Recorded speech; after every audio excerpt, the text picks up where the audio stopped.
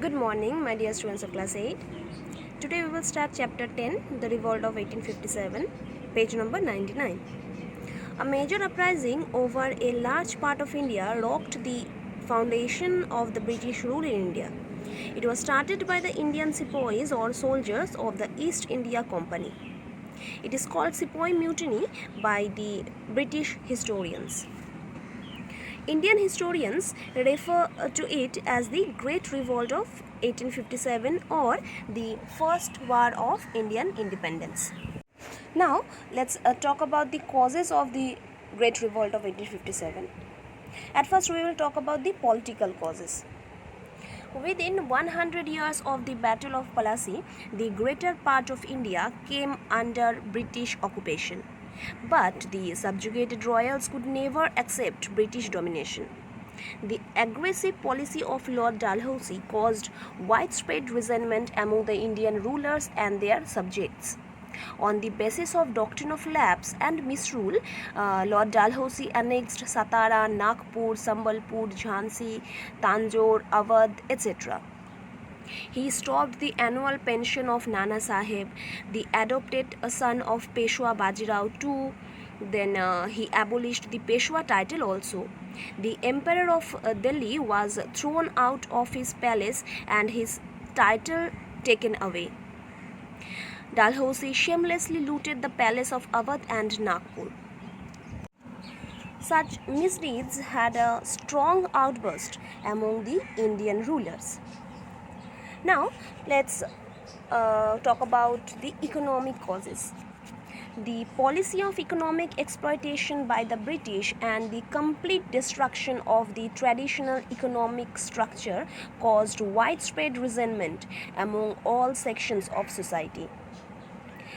Land reforms and land revenue policies of the British brought about more economic uncertainty, and other issues affecting the traditional socio-economy were Lord Cornwallis' permanent settlement and the Raitwari settlement of Madras. Lord Bentinck, by his land reform policies, abolished many old zamindar families. Poor peasants suffered because of an immense tax burden. All those who financially dependent on the ruling class, the aristocrats, the jobless troops, the royal employees, everyone was affected by the British policies. Indian traditional handicraft industries were totally declined for the interest of British trade and industry. The government did nothing to develop modern Indian industries. Indian artisans and craftspeople were ruined. India was reduced to being the source of raw material for England and to being the market for the finished goods. Within a span of a century, from 1757 to 1857, the British Company had taken away plenty of gold from India to England. The annexation of Indian states was followed by large-scale unemployment and economic distress.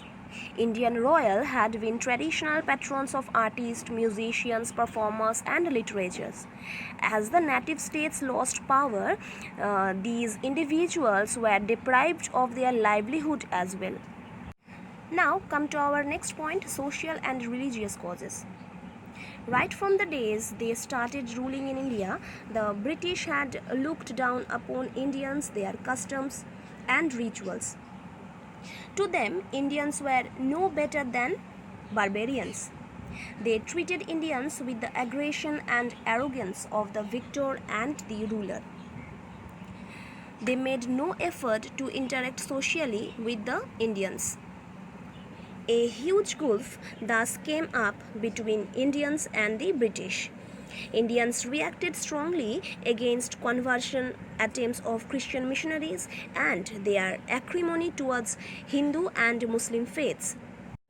Every measure the British adopted, like introducing Western and female education, then widow remarriage, then banning sati, infanticide, etc., met with a lot of resentment.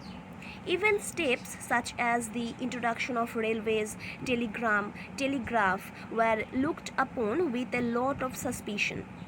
Conservative Indians smelled British plots to destroy Hindu religion, culture, and civilization in such moves. So that's all for our today's class, my students. In our next class, we will talk about the rest portion of this chapter.